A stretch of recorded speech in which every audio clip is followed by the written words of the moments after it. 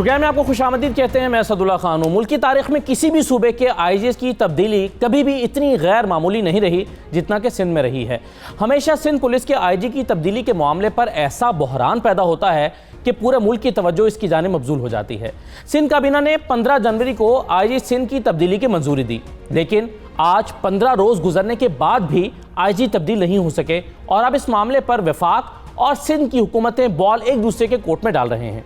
सिंध काबीना में आईजी सिंध की तब्दीली का मामला वफाक के सुपुर्द किया गया था।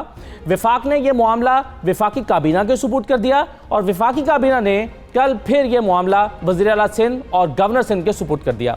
वफाकी काबीना के फैसले के बाद ये खबरें भी आईं कि सिंध हुकूमत अब मज़ीद कोई नाम वफाक को नहीं देगी और सिंध हुकूमत की तजवीज़ करदा नामों में से किसी एक को ही आईजी सिंध तैनात किया जाए। आईजी सिंध आज सिंध वज़ीर आज़म इमरान खान से मुलाकात भी हुई। उनकी ज़राए से मिलने वाली इत्तलात के मुताबिक मुलाकात में आईजी सिंध का कहना था कि मैंने नेक नीयती से काम किया, मेरा ट्रैक रिकॉर्ड सबके सामने है, मैंने कभी ज़ातियात को मेरिट पर तरजीह नहीं दी, हुकूमत मुझे जहाँ तैनात करेगी मुझे कोई एतराज़ नहीं होगा। कलीम इमाम की वज़ीर आज़म से मुलाकात के बाद ये खबरें भी सामने आईं कि कलीम इमाम को सेक्रेटरी नारकोटिक्स डिवीज़न तैनात किया जा सकता है, लेकिन सवाल यह है कि कलीम इमाम को हटाने के बाद सिंध का नया आईजी कौन होगा। ये हुकूमत के लिए एक नया चैलेंज बन चुका है, क्योंकि सिंध में हुकूमती इत्तेहादी जीडीए को भी आईजी की तब्दीली पर तहफ़्फ़ुज़ात हैं, जो कि तहरीक इंसाफ सिंध के रहनुमा भी इस मामले पर वफाकी हुकूमत से अलग मौक़िफ़ रखते हैं। क्या यह सूरत हाल एक बार फिर वफाक और सिंध में बेहतर होते ताल्लुकात को फिर से कशीदा कर देगी? दूसरी जानिब आज तर्जुमान सिंध हुकूमत मुर्तज़ा वहाब का कहना था कि आईजी सिंध की तैनाती का मामला सूबे और वफाक का है, गवर्नर इसमें कोई किरदार अदा नहीं करेगा, गवर्नर सिंध से इस मामले पर मुशावरत नहीं करेंगे। अब सवाल यह है कि आईजी सिंध की तब्दीली का ऊन किस करवट बैठेगा? क्या वजह है कि हमेशा पंजाब में खैबर पख्तूनख्वा में आईजी खामोशी से तब्दील हो जाते हैं, लेकिन सिंध के मामले पर हमेशा हलचल मच जाती है? इस बारे में हम मज़ीद बात करते हैं हमारे नुमाइंदे ताहा उबैदी से। ताहा, सबसे पहले तो ये बताइए कि ये जो इख्तलाफात हैं सिंध हुकूमत और आईजी के दरमियान, इसकी वजह आईजी हैं या इसकी वजह सिंध हुकूमत है? जी बिल्कुल, बहुत शुक्रिया। सूरत हाल 18 महीने से ये जारी थी। हमने ये कोशिश की है, हमने खोज लगाने की कोशिश की है कि क्या वजूहात हैं जिसकी बिना पर साबका आईजी से भी सिंध हुकूमत के इख्तलाफात थे और ये जो आईजी सैयद कलीम इमाम हैं इनसे भी सिंध हुकूमत के इख्तलाफात जारी हैं।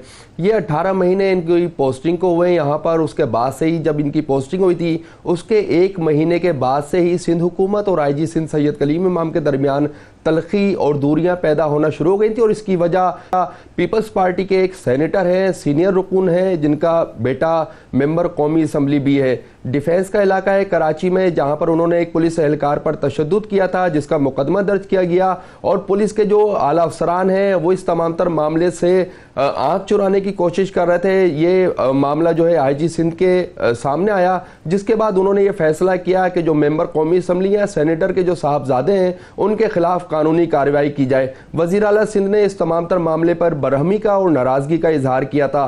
फिर सामने जिस तरह वक्त गुजरता रहा वजूहात भी सामने आने लगी। वज़ीर आला सिंध ने ख़ास तौर पर जो सिंध में ट्रांसफ़र पोस्टिंग का मामला था उस पर भी नाराज़गी का इजहार किया था, जिस पर आईजी सिंध का ये मौक़िफ़ था कि मेरिट पर जो ट्रांसफ़र पोस्टिंग होगी वो ये करेंगे।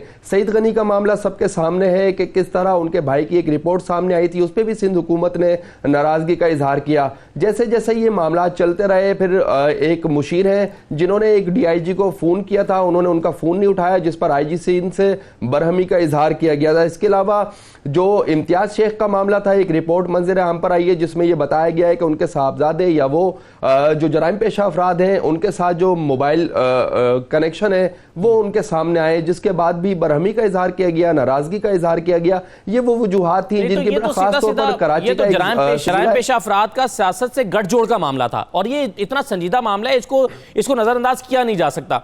तो क्या इसकी कोई इंक्वायरी नहीं हुई? और आईजी जिस टीम के साथ काम कर रहे थे वो आईजी की टीम थी या वो टीम सिंध हुकूमत की टीम थी? جی بالکل دلچسپ واقعہ میں آپ کو بتاؤں کہ سندھ کا ضلع ہے بدین جہاں پر پاکستان تحریک انصاف کی وفاقی وزیر ہیں جن کا تعلق جی ڈی ایس ہے، ایک خاتون رہنما ہے، ان کے فارم ہاؤس پہ بھی یہاں بدین کے ضلع میں قبضہ کیا گیا تھا، جس پر ایک مقدمہ بھی درج کیا گیا، اور وہ جو ہمارے ذرائع وہ یہ بتاتے ہیں کہ پیپلز پارٹی کے سینئر رہنما ہیں، ان کا فرنٹ مین ہے جس کے خلاف یہ مقدمہ درج کیا گیا تھا۔ اس پر بھی جو پیپلز پارٹی کی اعلیٰ قیادت ہے اس نے برہمی کا اظہار کیا تھا۔ جو سید کلیم امام ہیں انہوں نے یہ کوشش کی ہے کہ سندھ پولیس میں بہتری لائی جائے، جو سیاسی اثر و رسوخ تھا اس کو ختم کیا جائے، میرٹ پر ٹرانسفر پوسٹنگ کی جائے، لیکن جو سندھ حکومت کے رہنما تھے ان کا یہ موقف تھا کہ کچھ ضلعوں میں جو میرٹ پر تعیناتیاں ہیں وہ نہ کی جائیں، جو فیوریٹزم ہے وہ سندھ پولیس میں جاری رہے۔ خاص طور پر عمر کوٹ کا جو معاملہ ہوا تھا اس میں پاکستان تحریک انصاف کے رہنما اور پیپلز پارٹی کے جو رہنما تھے وہ آمنے سامنے آئے تھے، وہاں پر کشیدگی بھی ہوئی تھی، اور اس پر آئی جی سندھ کا یہ موقف تھا کہ جو ایس پی اعجاز شیخ ہیں انہوں نے جو ہے جو کردار ادا کیا وہ بہتر کردار نہیں تھا، لہٰذا ان کو اپنے عہدے سے ہٹایا جائے۔ بہت شکریہ، بہت شکریہ، میرٹ پر لانے کی کوشش کر رہے تھے آئی جی، لیکن آئی جی سندھ کو کہ یہ جو اقدامات تھے وہ سندھ حکومت کو پسند نہیں آ رہے تھے۔ اس پر ہم مرتضیٰ وہاب صاحب سے بات کریں گے، ہمارے ساتھ موجود ہیں مرتضیٰ وہاب صاحب، بہت شکریہ۔ سب سے پہلے تو یہ بتائیے کہ آئی جی سندھ جو ہیں انہوں نے پبلکلی اب یہ کہہ دیا کہ ان کو ہٹانا آسان نہیں ہے، تو اب یہ کام مشکل ہے، تو اب یہ مشکل کام کب کر رہے ہیں آپ؟ آئی جی کب لگائے جا رہے ہیں؟ دیکھیں میں سمجھتا ہوں ان کا یہ سٹیٹمنٹ اٹ سیلف ایک چارج شیٹ ہے، اور آپ نے بالکل صحیح اپنے انٹرو میں فرمایا کیسے کوئی گورنمنٹ سرونٹ اس طرح کی بات کر سکتا ہے۔ ٹرانسفر پوسٹنگ جو ہے وہ گورنمنٹ سروس کا ایک اہم حصہ ہے، کبھی آپ کو فلانی پوسٹنگ ملتی ہے، کبھی آپ کو فلانی پوسٹنگ ملتی ہے، لیکن آپ کو ایسی کوئی مثال نظر نہیں آتی کہ کسی سرکاری افسر کو تبادلہ کیا گیا اور وہ اس طرح کی بات کرے آ کے، اور وہ بات کرے ایک الیکٹڈ کانسٹیٹیوشنل گورنمنٹ کے خلاف آ کے، جو ڈیموکریٹک گورنمنٹ ہے کہ جی وہ میرے خلاف سازش کر رہی ہے۔ میں سمجھتا ہوں بڑی معیوب بات کی ہے کلیم امام صاحب نے، ان کا جو سٹیٹمنٹ تھا وہ in becoming of a good civil servant تھا، اور میں سمجھتا ہوں صرف اس سٹیٹمنٹ کے اوپر وزیر اعظم پاکستان کو اور جو وفاقی حکومت میں ہمارے دوست بیٹھے ہوئے ہیں ان کو سختی سے اس بات کا نوٹس لینا چاہیے کہ کیا کسی سرکاری ملازم کو اس طرح کی اجازت دی جا سکتی ہے کہ اس طرح کی بات کرے؟ اگر کسی کو سیاست کرنی ہے، سیاست کرنے کا اس کو بھرپور حق ہے، آئیے الیکشن لڑیے اور ایوان میں آ کے بیٹھیں اور سیاسی بیان بازی کریں، بٹ گورنمنٹ سروس میں اگر آپ ہیں تو میں سمجھتا ہوں آپ کے عہدے کو، آپ کی سروس کو اس طرح کی باتیں زیب نہیں دیتی۔ جہاں تک سندھ گورنمنٹ کا تعلق ہے، نئے آئی جی کی تعیناتی کے حوالے سے سندھ گورنمنٹ سمجھتی ہے کہ قانون کے مطابق یہ فیصلہ مشاورت کے تحت سندھ کی حکومت کو اور وفاقی حکومت کو مل کر حل کرنا ہے۔ اس سلسلے میں جو مشاورت کا پروسیس ہے وہ 23 دسمبر 2019 کو سٹارٹ ہوا، جب وزیر اعلیٰ سندھ نے وزیر اعظم سے ملاقات کی اور وزیر اعظم نے اس ایشو کے اوپر آمادگی کا اظہار کیا، اور وقتاً فوقتاً پھر ٹیلی فونک رابطے وزیر اعلیٰ اور وزیر اعظم کے درمیان ہوتے رہے، اور آخری رابطہ 27 جنوری کو پیر کے روز کراچی میں جب وزیر اعلیٰ سندھ کی وزیر اعظم پاکستان سے ملاقات ہوئی تو اس میں جو 5 نام سندھ گورنمنٹ کی طرف سے وفاق کو ارسال کیے گئے تھے اس میں بڑی معنی خیز گفتگو ہوئی، کورسپونڈنس ہوئی، ڈیلیبریشن ہوئی، اور ایک نام جو ہے فائنلائز کر لیا گیا تھا وزیر اعظم اور وزیر اعلیٰ کے درمیان، اور ہمیں یقین دہانی کرائی گئی تھی کہ اگلے 24 گھنٹوں کے اندر نیا نوٹیفیکیشن لیکن وہ ابھی تک ہو نہیں سکا۔ سر مجھے یہ بتائیے کہ جیسا کہ آپ نے ابھی خود اشارہ بھی کیا کہ آئی جی صاحب کہہ رہے ہیں کہ میرے خلاف سازش ہو رہی ہے، اب سندھ حکومت کو لگتا ہے کہ آئی جی ان کے خلاف سازش کر رہے ہیں، کون کس کے خلاف سازش کر رہا ہے یہ ایک بڑی عجیب و غریب سی کمپلیکیٹڈ چیز ہو گئی ہے۔ تو اس ناخوشگوار یہ سازش کا کھیل ہے، اس کا انجام کیا ہوگا؟ دیکھیں میں سمجھتا ہوں کوئی بھی کانسٹیٹیوشنل گورنمنٹ جو ہے، ڈیموکریٹک گورنمنٹ جو ہے، وہ اپنے آئینی رائٹس کو استعمال کرتی ہے، اور اگر وہ کسی سرکاری ملازم کو ٹرانسفر کرنے کا فیصلہ کرتی ہے کوئی سازش نہیں ہے، یہ چھپ کے کوئی کام نہیں ہو رہا ہے، یہ آؤٹ ان دی اوپن ہو رہا ہے، بلیک اینڈ وائٹ ہو رہا ہے، اور ہم تو آن ریکارڈ آ کے یہ باتیں بیان کر رہے ہیں۔ اور جو آئی جی صاحب کے توسط سے چیزیں ہیں، میں سمجھتا ہوں کہ ہم تو آن ریکارڈ تمام چیزیں کہہ چکے ہیں کہ ہمارا بنیادی پرابلم ان کے ساتھ یہ تھا کہ آئی جی صاحب کی ترجیحات کام کرنا نہیں تھی، ان کی ترجیحات پولیسنگ نہیں تھی، ان کی ترجیحات جو ہیں سندھ کو مثالی امن و امان کی سچویشن فراہم کرنا نہیں تھی، ان کی ترجیحات تھی پریس کانفرنس کرنا، کوئی کانفرنس کر لینا، کسی ادارے کا افتتاح کر دینا، فوٹو سیشن کرنا۔ تو ہم نے بار بار کوشش کی کہ آئی جی سندھ جو ہیں وہ فوکس کر لیں पुलिसिंग की तरफ, बट अनफॉर्चुनेटली लेकिन मुर्तज़ा साहब ये तो ठीक है जो आप बात कर रहे हैं कि उनकी तरजीहात पुलिसिंग नहीं थी, उनकी तरजीहात ये थी और वो थी, वो तो सही है। मुर्तज़ा साहब प्रॉब्लम ये है कि अब तो एक ऐसा लगता है कि दोनों के दरमियान वफाक और सूबे के दरमियान ठन गई है, जैसे कि सूबे और आईजी के दरमियान ठन गई थी या सिंध हुकूमत के दरमियान और आईजी के दरमियान। अब ये मसला हल कैसे होगा? आप तो कह रहे हैं कि मज़ीद नाम नहीं देंगे और जो नाम हमने दिए हैं इसी में से लगाया जाए। अब ये क्या इस तरह से एक तासुर ये जा रहा है कि सिंध हुकूमत जिसके साथ कंफर्टेबल है, जो उसको सियासी तौर पर सपोर्ट कर रहा हो, उसके सियासी काम कर रहा हो या उसके सियासी मामलात में रुकावट न बन रहा हो, जहाँ चाहें आप ट्रांसफ़र करें, जहाँ चाहें पोस्टिंग करें, और किसी ने अगर किसी पुलिस वाले को थप्पड़ मार दिया तो आप उसको रुकावट को आईजी उसको में पूछगछ न करें। आप क्या ऐसा आईजी चाहते हैं? ये इस मसले का हल कैसे निकलेगा? मैं इस तासुर की नफ़ी करना चाहूँगा और मैं आपको मिसाल देना चाहूँगा कि 26 नवंबर 2019 को पंजाब हुकूमत ने वफाक को ख़त लिखा कि इन 3 अफसरान में से एक अफसर को आप आईजी तैनात कर दें। हैरत अंगेज़ तौर पर 26 नवंबर 2019 को, यानी कि सेम डेट, वफाकी हुकूमत ने आईजी पंजाब की तैनाती कर दी विद इन 24 आवर्स। ये देखें किस तरह का दोहरा मयार है। वहाँ पे ना काबीना का इजलास हुआ, ना वहाँ डिलिब्रेशन हुई, ना वहाँ कंसल्टेशन हुई। जस्ट बिकॉज पंजाब गवर्नमेंट ने रिक्वेस्ट की थी, उस रिक्वेस्ट को वफाक ने माना और एक अफसर को आईजी पंजाब तैनात कर दिया गया। इसके बरक्स सिंध हुकूमत ने 23 दिसंबर से मशावरत का प्रोसेस स्टार्ट किया। जब वज़ीर आज़म ने इस बात से इत्तफाक किया तो वज़ीर आला सिंध इस मामले को अपनी काबीना के पास लेके गए। काबीना ने मशावरत की। मशावरत करने के बाद 3 नामों को फाइनलाइज़ किया और 3 नामों को हमने 15 जनवरी 2020 को वफाकी हुकूमत को अरसाल कर दिया। वफाकी हुकूमत ने चंद रोज़ बाद प्रोविंशियल गवर्नमेंट को कन्वे किया, चीफ मिनिस्टर को कन्वे किया कि आप 3 नामों के अलावा 2 नाम और ऐड कर दें, यानी कि कुल 5 नाम भेज दीजिए। हमने 5 नाम उनको भेज दिए। 5 नाम भेजने के बाद जब पीर के रोज़ वज़ीर आज़म कराची तशरीफ़ लाए, वज़ीर आज़म से वज़ीर आला की मुलाकात हुई। उन 5 नामों में से एक नाम फाइनलाइज़ कर लिया गया और इस बात की यकीन दहानी कराई गई कि 24 घंटों के अंदर इसका नोटिफिकेशन निकाल दिया जाएगा। तो हम तो समझते हैं कंसल्टेटिव प्रोसेस वज़ीर आज़म और वज़ीर आला के दरमियान, वफाक और सूबे के दरमियान प्रॉपर तरीके से हुआ, मीनिंगफुल अंदाज से हुआ और वो प्रोसेस कंप्लीट हो गया। अनफॉर्चुनेटली वफाक ने, मुझे ऐसा लगता है, शायद अपनी जो कमिटमेंट थी उसको शायद फुलफिल नहीं करना था या उसको फॉलो नहीं करना था, इसलिए उन्होंने एक नया यू टर्न ले लें या नज़रसानी की अपने फैसले की। हम तो आज भी उसी बात पर खड़े हैं कि आपने हमसे जो नाम मांगे थे 5, हम 5 नाम दे चुके हैं। 5 के 5 अच्छी क्रेडिबिलिटी वाले, इंटेग्रिटी वाले अफसरान हैं। उनमें से एक अफसर को तो रिसेंटली वज़ीर आज़म पाकिस्तान ने खुद ग्रेड 22 में प्रमोशन दिया और उनको आईजी रेलवे तैनात किया है। उनमें से एक अफसर को अभी वज़ीर आज़म पाकिस्तान ने खैबर पख्तूनख्वा का आईजी तैनात किया। दोनों का ताल्लुक सूबाई सिंध से है। तो मैं समझता हूँ जो रिकमेंडेशन सूबाई सिंध की हुकूमत की जानिब से गई है वो बड़ा सोच विचार के बाद, सिंध के जो ज़मीनी हक़ाइक़ हैं उनको समझने के बाद और ये चीज़ सोचने के बाद कि जिन अफसरान को हम रेकमेंड कर रहे हैं क्या उन्होंने सूबाई सिंध में सर्व किया है कि नहीं किया, क्योंकि ये बहुत ज़रूरी चीज़ है कि उस आईजी को तैनात किया जाए जिसने सूबाई सिंध में सर्व किया हो, ताकि उसको ग्राउंड रियलिटीज़ का पता हो। क्योंकि माजी का हमारा तल्ख तजुर्बा कलीम इमाम साहब के हवाले से यही रहा कि चूंकि उन्होंने कभी सूबाई सिंध में सर्व नहीं किया था, उनको सूबाई सिंध के डायनामिक्स का नहीं पता था, उनको सूबाई सिंध की डिस्ट्रिक्ट का अंदाजा उनको नहीं पता था। आप और विफाक और आप मिलकर कोई हल निकाल लें और आईजी जो है वहाँ पर नया आईजी जो लगाना चाहते हैं आप वो आ जाएं और इस मसले का हल निकालिए। जब एक मुख्तसर सा ब्रेक ले रहे हैं प्रोग्राम में, ब्रेक के बाद वापस आते हैं तो कुछ कॉम्प्लिकेटेड सी जो सियासी सूरत हाल है ज़रा उस पर बात करते हैं। हमारे साथ रहिए।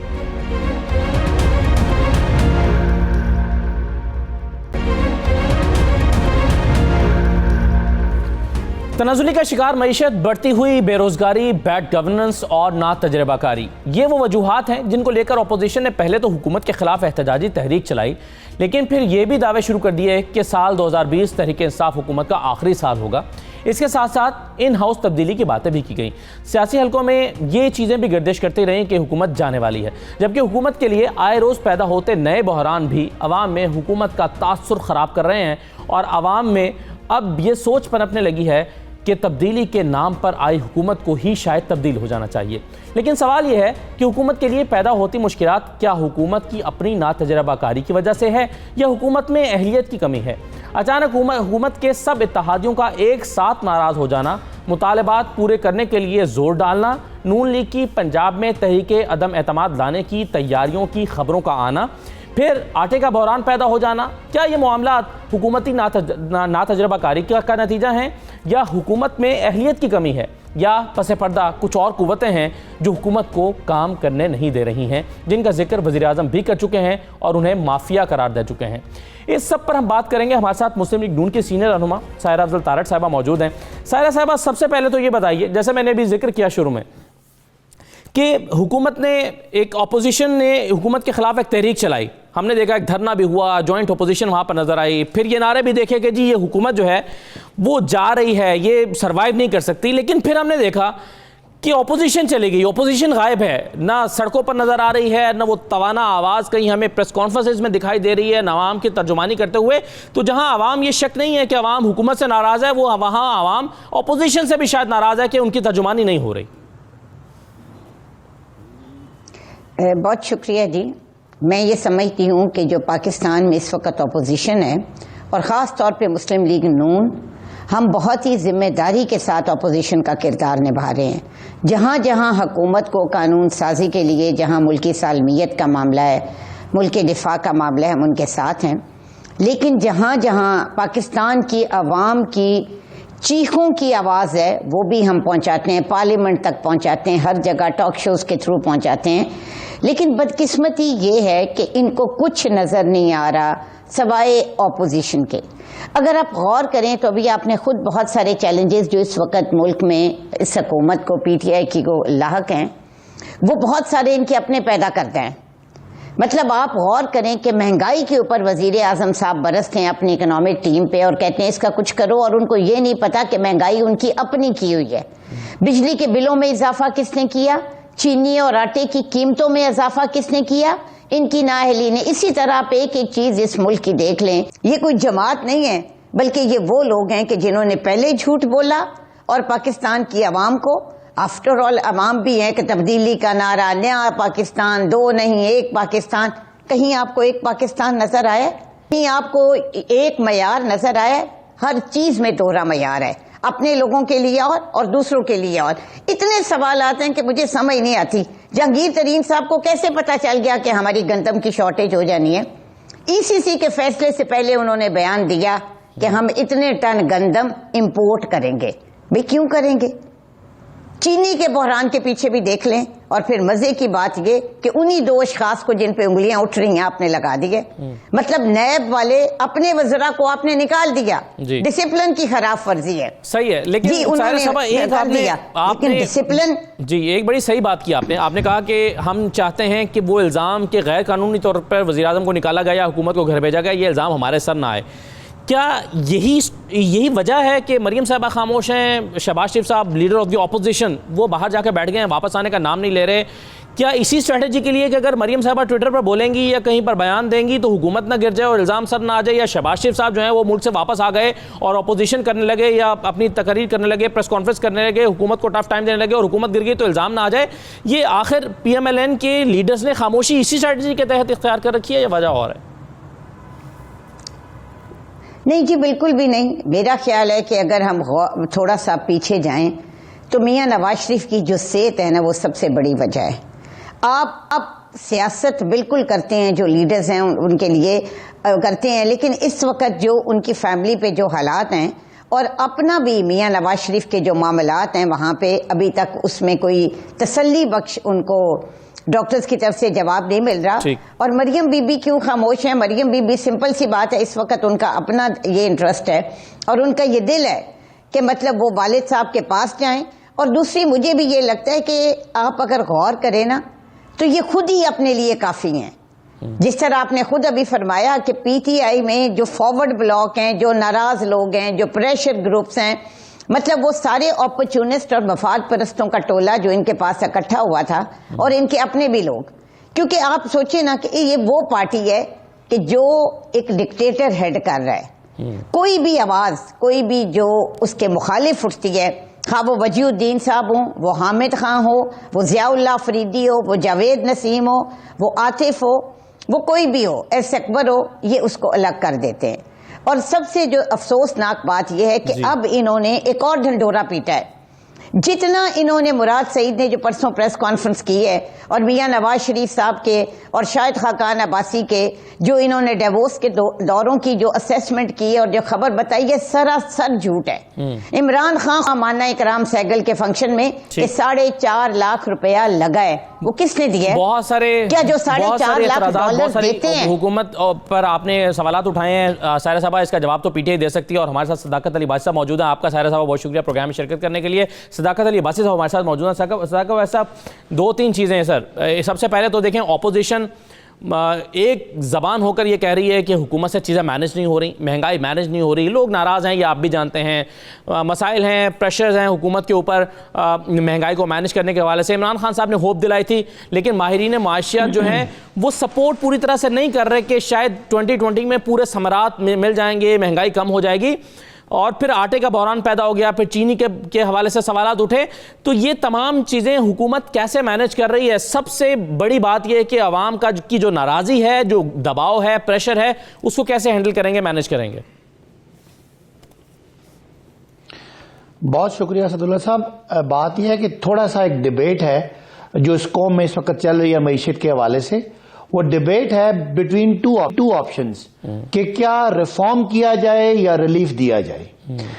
یہ جو ریفارم ہوتا ہے اس کے لانگ ٹرم اثرات ہوتے ہیں، وہ آپ کی بیماری کو ختم کرتا ہے۔ ریلیف آپ کو وقتی طور پہ خوشی دیتا ہے لیکن آپ کو بڑے مسئلے میں پیدا کرتا ہے، اور ہم سمجھتے ہیں کہ یہ دونوں ہونے چاہیے، لیکن ریفارم کے ایجنڈے پہ کمپرومائز نہیں ہونا چاہیے۔ پہلا سال پی ٹی آئی کی حکومت نے ایک لٹی پٹی معیشت، اربوں روپے کے خساروں کی معیشت، ڈوبے ہوئے اداروں کی معیشت کو لیا، تو سب سے پہلے ہمارا چیلنج تھا کہ 10.5 ارب ڈالر ہم نے واپس کرنا ہے، اور کرنٹ اکاؤنٹ کا اتنا بڑا خسارہ ہے، ایکسپورٹ ہمارے آلموسٹ نل ہیں، امپورٹ ہمارے جا کے 60 ارب ڈالر کے۔ تو ہم نے ان دو چیزوں کو ہینڈل کرنا ہے تاکہ پاکستان خدا نہ خواستہ پاکستان کی معیشت دیوالیہ نہ ہو جائے۔ لہٰذا ہم نے وہ ٹارگٹ اچیو کیے۔ آپ نے دیکھا کہ کرنٹ اکاؤنٹ کا خسارہ کم ہوا، آپ نے دیکھا کہ وہ بڑے بڑے انٹرنیشنل ادارے، میں نام لیتا جاؤں، ورلڈ بینک ہے، IMF ہے، موڈیز ہے، باقی سارے ادارے، ان سب نے پاکستانی معیشت کو نیگیٹو سے، منفی سے مستحکم قرار دیا۔ یہ تھا ہمارا ریفارم۔ معیشت کے مرض کا علاج یہی تھا کہ ریفارم کیا جائے، ریلیف دیتے رہیں گے، سبسڈیز دیتے رہیں گے تو کام نہیں ہو سکتا۔ یہ بات بالکل ٹھیک ہے، لیکن آپ نے قوم سے قربانی مانگی کہ ہم ریفارمز کر رہے ہیں، آپ کو قربانی دینی پڑے گی۔ قوم نے دی، ظاہر ہے، اور عوام لوگ سڑکوں پر نہیں آئے، برداشت کر رہے ہیں اس کو، لیکن اس کے نتیجے میں عمران خان صاحب نے کہا کہ اب 2020 میں عوام کو ریلیف ملنا شروع ہو جائے گا۔ مجھے یہ بتائیے کہ 2020 بھی ریفارمز کا سال ہے یا ریلیف کا سال ہے؟ اور اگر ریفارمز کا سال ہے تو ریلیف کا سال کب سے شروع ہوگا؟ دیکھیں، میں نے آپ کو سمجھایا کہ ہم نے سخت ریفارم کیے اور ریلیف نہیں دیا پہلے سال، تاکہ معیشت کے جو اس کو خطرات ہیں دیوالیہ ہونے کے، اس سے بچایا جائے۔ وہ ماشاءاللہ بچ گئی۔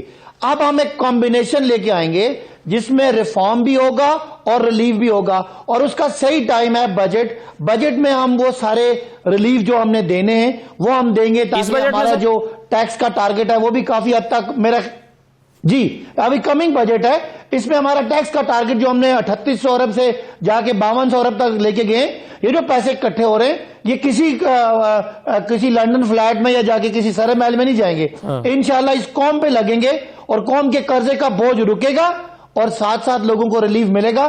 یہ ہمارا قوم کا وعدہ ہے انشاءاللہ۔ 2020 ہے، یہ جو مالی سال ہے آنے والا، اس میں ہم قوم کو ریلیف بھی دیں گے اور ساتھ ساتھ گروتھ بھی دیں گے۔ نہیں سر، یہ لیکن 5200 ارب روپے کا ٹارگٹ ہے، پہلی بات تو یہ کہ یہ شاید اچیو نہیں ہو رہا، یہ ریوائزڈ ہے لیکن پھر بھی اچیو ہوتا نظر نہیں آ رہا، اللہ کرے کہ ہو جائے۔ لیکن کیا آپ یہ کہہ رہے ہیں کہ آئندہ ریلیف دینے کے لیے 5200 ارب روپے کا جو ٹارگٹ ہے اس کو کم کر کے آپ کوئی 4800 یا 4700 پہ لے آئیں گے تب ریلیف ملے گا؟ مطلب آپ آئندہ بجٹ میں اس کو کم کر رہے ہیں؟ دیکھیں 3800 ارب سے لے کے اگر ہم 4000 تک جاتے، اگر ہم 4500 تک جاتے تو شاید قوم پہ بوجھ ذرا کم ہوتا، لیکن معیشت جو ہے وہ لڑکھڑا جاتی. ہم نے 52 ارب کا رکھا ہے. پوری امید ہے کہ یہ کور یہ پورا ہو جائے گا، اللہ کرے پورا ہو. اگر تھوڑا بہت کوئی رہ بھی گیا تو یہ کوئی ہماری بدنیتی نہیں ہے یا انکمپیٹنسی نہیں ہے، ہم اپنے لیے مشکل ٹارگٹ رکھ رہے ہیں. اب ہمارا اگلے سال ٹارگٹ اس سے بھی بڑا ہوگا، لیکن اس کے لیے ہم نے ٹیکس بیس براڈن کرنی ہے. ہم نے 14 لاکھ سے 25 لاکھ تک ٹیکس فائل کر دیے. اب انشاءاللہ ڈاکیومنٹیشن ہوگی اور ٹیکس ریونیو بڑھے گا. ہم کوشش کریں گے کہ موجودہ جو ٹیکس پیئر ہے اس پہ بوجھ نہ ڈالیں بلکہ نیٹ کو بڑا کریں. تو امید کریں انشاءاللہ. میرا تو خواہش ہے کہ اگلے سال 6000 ارب کا ہم ٹارگٹ رکھیں تاکہ ہم قرضوں سے نجات دلائیں. اور جو قوم تیار ہے قربانی دینے کے لیے عمران خان کے پیچھے، وہ قوم کی قوم چونکہ تیار ہے تو اس لیے چاہے آپ 8000 ارب کا رکھ لیں سر عباسی صاحب، چونکہ قوم تیار ہے وہ قربانی دینے کے لیے، تو چاہے آپ 8000 ارب کا رکھ لیں، وہ تو آپ پھر اکٹھا کریں گے تو معلوم ہوگا کہ قوم کیا کہتے ہیں. بہرحال بہت شکریہ پروگرام میں شرکت کرنے کے لیے. جب میری اور صداقت عباسی صاحب کی یہ بات ہو رہی تھی تو ظاہر ہے آپ کے ذہن میں، بہت سارے لوگوں کے ذہن میں یہ آ رہا ہوگا کہ آئی ایم ایف کا ایک اور وفد آ رہا ہے اور پاکستان کو آئی ایم ایف کی ایک اور جو قسط ہے وہ جاری ہونے والی ہے. لیکن آپ جانتے ہیں کہ آئی ایم ایف کے ساتھ صرف پیسے نہیں آتے، شرائط بھی آتی ہیں، اور جب شرائط آتی ہیں تو اس کا امپیکٹ جو ہے وہ عوام کے اوپر آتا ہے، جس سے اور مشکلات پیدا ہو جاتی ہیں. تو وہ کیا شرائط مزید آنے والی ہیں، یا وہ جو بجٹ آ رہا ہے وہ جو آئی ایم ایف کا وفد آ رہا ہے اس سے جو پیسے مل رہے ہیں اس سے مثبت یا منفی کیا اثرات مرتب ہوں گے، اس پر ہم مزمل اسلم صاحب سے بات کریں گے. ہمارے ساتھ ہے یہ مختصر بریک کے بعد واپس آتے ہیں.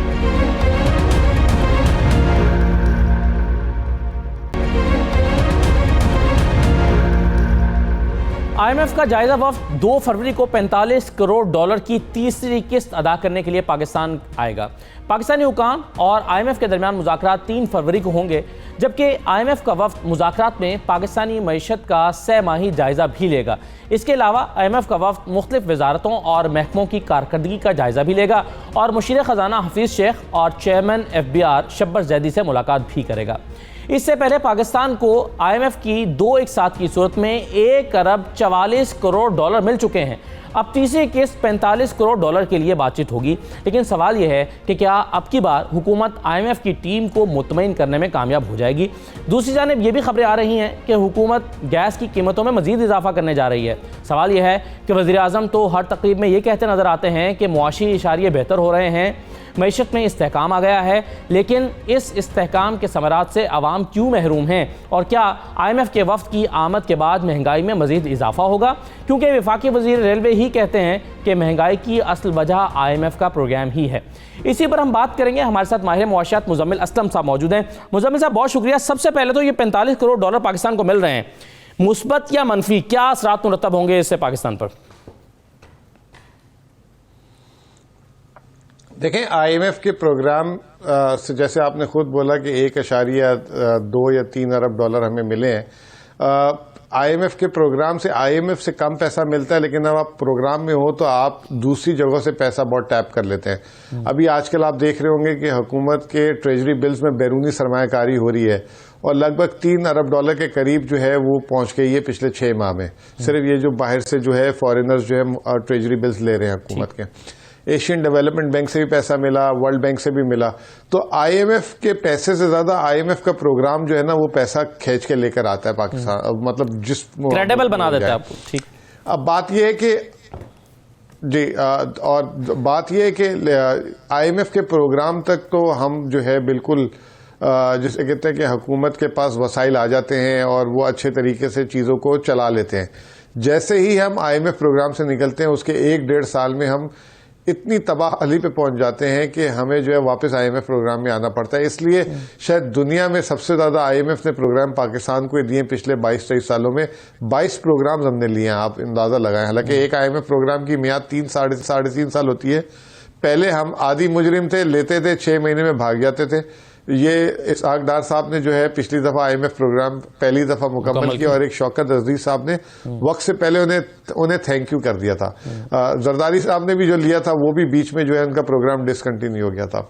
اب بات یہ کہ آئی ایم ایف پروگرام ایک تو یہ ہوتا ہے نا کہ ڈاکٹر آپ کو جب دوا دیتا ہے تو یا تو آپ پورا کورس کریں گے تو صحیح ہوں گے. اگر آپ پورا کورس نہیں کرتے تو آپ جو ہے بیچ میں اگر دوا چھوڑ دیں گے تو پھر واپس آپ کی بیماری آ جائے گی. تو ابھی یہ واضح طور پہ کہنا کہ Pakistan IMF Pakistan کو سوٹ کرتا ہے نہیں کرتا، اس لیے ہم نہیں کہہ سکتے کہ ہمیشہ ہم نے جو ہے درمیانی راستے پہ چھوڑ دیا. لاسٹ ٹائم جب ہم نے کیا تو جیسے ہی ہم آئی ایم ایف پروگرام سے باہر نکلے، ہم نے وہ ساری پابندیاں جو آئی ایم ایف پروگرام میں رہتے ہوئے اپنے اوپر رکھی تھی اس سے آزاد کیا، اور جیسے آزاد کیا 1-1.5 سال میں سارا کچھ تباہ و برباد ہو گیا. اب یہ حکومت کے شروع کے دن ہیں، ابھی آپ نے خود بولا کہ 6 ماہ ہوئے ہیں آئی ایم ایف پروگرام میں آئے ہوئے.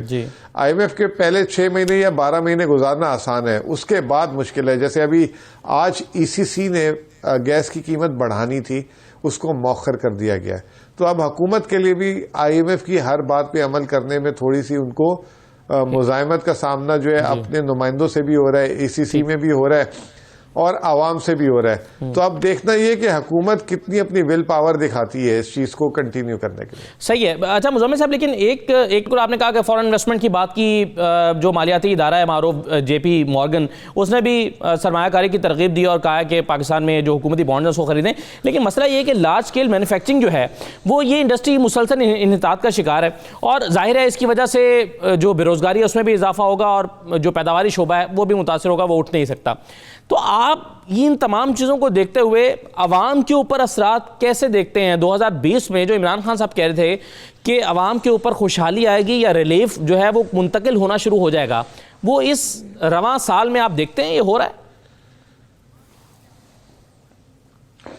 دیکھیں، آپس کی بات یہ ہے کہ عوام کو 72 سال میں کبھی ریلیف نہیں ملا. کوئی ایسی مطلب جادو کی چھڑی نہیں رہی. پاکستان کی عوام جو ہے ہر آنے والے دن میں جو ہے جسے کہتے ہیں اس کے حالات پست سے پستی ہوئے ہیں، اور جو امیر طبقہ ہے وہ امیر ہوتا رہا ہے اور جو غریب طبقہ ہے اس میں مزید لوگ غریب ہوتے گئے. اور بیچ میں کبھی کبھار جو 2-3 سال اچھے آ جاتے ہیں وہ بھی اس طریقے سے آ جاتے تھے کہ وہ زمینوں کی قیمتیں جو ہے بہت بڑھا دی. تو ایک غریب آدمی اگر اس کے پنڈ میں جو گاؤں شہر سے لگ رہا تھا تو ایک دم ان کی زمین بک گئی تو کچھ لوگ امیر ہو گئے، کوئی دیہات کے لوگ اس طرح کر کے، یا کبھی کوئی فصل کی قیمت بڑھ گئی. ورنہ اگر آپ دیکھیں تو ہمارا جو ٹرینڈ ہے وہ غربت کی طرف ہی ہے. اسی لیے اگر ہم غریب نہیں ہو رہے ہوتے تو تعلیم یافتہ ہوتے، ورنہ اگر امیر ہو رہے ہوتے، اچھے ہو رہے ہوتے، تو ہماری تعلیم کا معیار بھی گر رہا ہے، صحت کا معیار بھی گر رہا ہے. تو یہ انڈیکیٹرز ہیں کہ پاکستان میں کبھی بھی جو ہے عوام کے حالات اچھے نہیں ہوئے. یہ ہمیشہ سے یہ سیاسی نعرے ہیں کہ جی ہم جو ہے یہ سال بہترین سال ہوگا، عام آدمی کا سال ہوگا، اس کا ہوگا، اس کا ہوگا. یہ سب کتابی باتیں ہیں.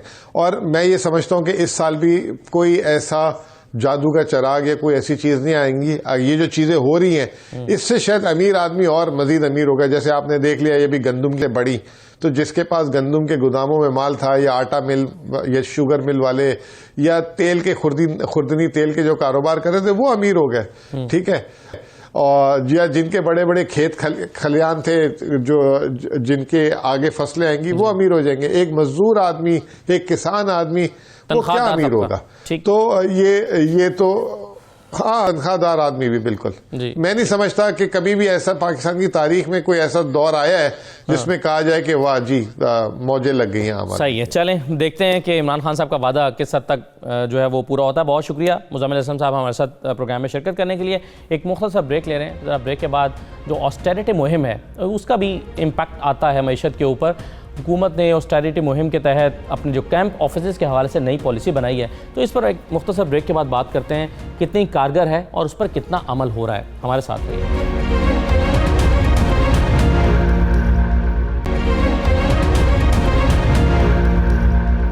ناظرین، وزیراعظم عمران خان نے بار بار اپنے اعلانات اور کابینہ اجلاسوں میں سادگی اپنانے کے موقف کو اپنایا اور عوام سے وعدے کرتے رہے کہ وہ عوام کے ٹیکس سے اکٹھا ہونے والا سرمایہ ضائع نہیں کریں گے.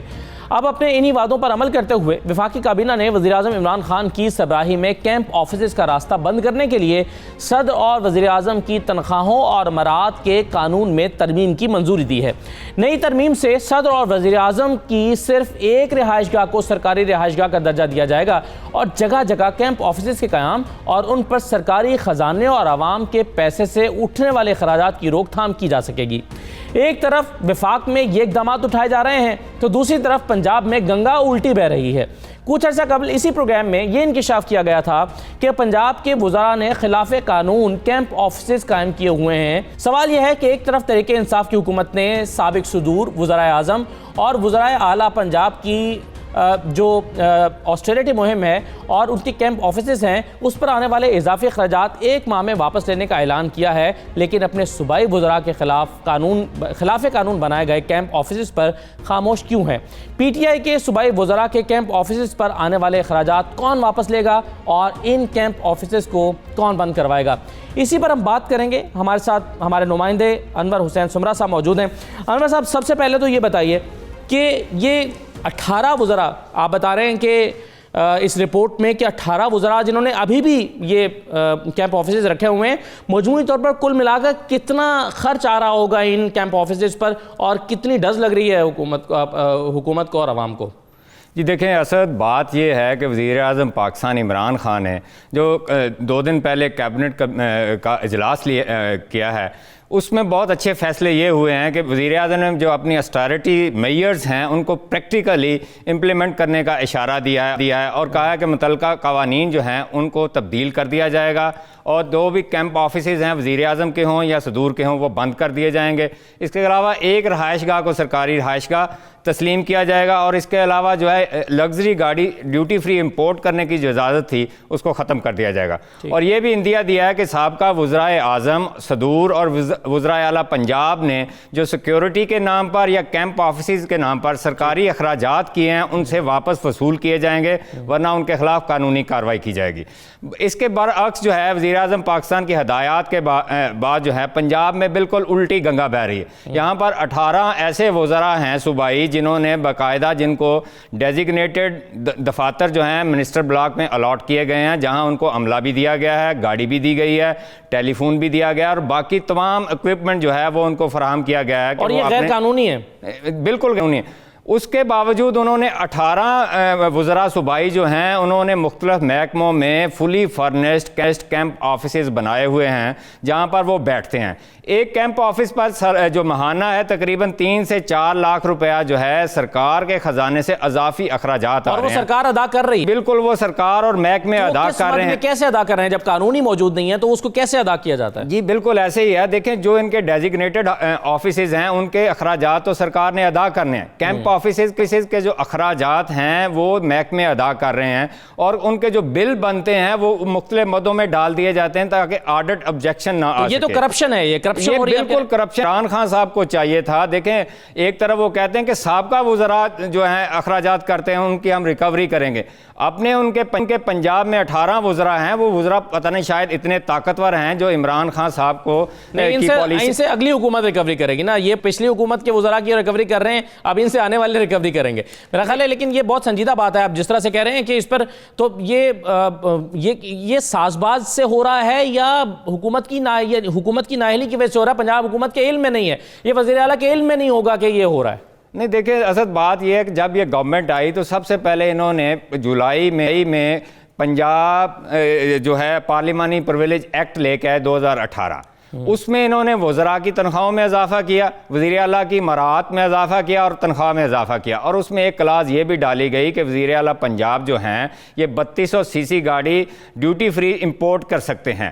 اور آپ اندازہ لگا لیں کہ ایک طرف عمران خان صاحب جو ہیں الیکشن میں بھی یہ کہتے رہے اور حکومت میں آتے ہوئے انہوں نے یہ کہا، بلکہ انہوں نے اپنے وزیر اعظم سیکریٹریٹ کی گاڑیاں بیچ دیں، وہاں پر جو بھینسیں تھیں وہ بیچ دیں، ایکسٹرا فرنیچر بیچ دیا گیا۔ لیکن پنجاب میں ایک ایسا ایکٹ پاس کیا گیا، جب اس پر میڈیا نے بات کی تو اس ایکٹ کو پینڈنگ کر لیا گیا، پینڈنگ کرنے کے بعد پھر اس کو امپلیمنٹ کر دیا گیا۔ اب آپ اندازہ لگا لیں کہ ایک طرف انہوں نے وزیر اعلیٰ پنجاب سردار عثمان بزدار نے مالی فائدہ لیا، پرویلیج اپنے بڑھائے اور ایک امپورٹ کرنے کی جو ڈیوٹی فری گاڑی کا استحقاق لے لیا۔ دوسری طرف یہ ہے کہ ایک یہاں پر اسٹیرٹی میئرز کے نوٹیفیکیشن کیا گیا جس میں کہا گیا کہ صوبائی وزراء ہوں گے، بیوروکریٹس ہوں گے یا بھی ارکان اسمبلی غیر ملکی دورہ نہیں کر سکیں گے۔ اس کے علاوہ نئی گاڑیاں نہیں خریدی جا سکیں گی، نیا فرنیچر نہیں خریدا جا سکے گا، سرکاری گھروں کی تعزین و آرائش نہیں کی جا سکے گی، اور وزیر اعظم کی طرف سے بھی احکامات آ گئے۔ لیکن اس کے برعکس جو ہیں 18 وزراء سٹنگ منسٹر جو ہیں کیبنٹ میں جو بیٹھے ہوئے ہیں آپ کیا سمجھتے ہیں کہ سردار عثمان بزدار کے یہ علم میں نہیں ہے؟ کیونکہ یہ تمام کیمپ آفیسز جو ہیں یہ لاہور میں بنائے گئے ہیں اور لاہور میں آپریٹ ہو رہے ہیں. آپ دیکھیں نا ان وزراء میں آپ تھوڑا سا آپ اندازہ لگا رہے ہیں کہ ایک صوبائی وزیر ماحولیات ہیں, ان کے پاس منسٹر بلاک میں بھی آفس ہے اور نیشنل اسٹیڈیم میں انہوں نے آفس بنایا ہوا ہے جس کو کیمپ آفس ہے. اسی طرح یوتھ افیئر کے منسٹر ہیں تیمور بھٹی صاحب, ان کے پاس منسٹر آفس میں بھی آفس ہے اور انہوں نے اپنا camp office national hockey stadium میں بنایا ہوا ہے. آبپاشی کے وزیر ہیں محسن لغاری صاحب, بہت سیزنڈ پالیٹیشین ہیں, انہوں نے ایک منسٹر بلاک میں بھی ان کو ڈیزگنیٹڈ آفس ملا ہوا ہے. اس کے علاوہ محکمہ آبپاشی میں بہت بڑا آفس لیا ہوا ہے, 2-3 کمرے سنبھالے. یہ اور 18 وزراء ہیں, ایک ایک کر کے نام اگر ہم لیتے چلے جائیں تو یہ یقیناً یہ پنجاب حکومت کے علم میں ہوگا اور یہ لسٹ حکومت کے پاس بھی موجود ہوگی یا ہونی چاہیے.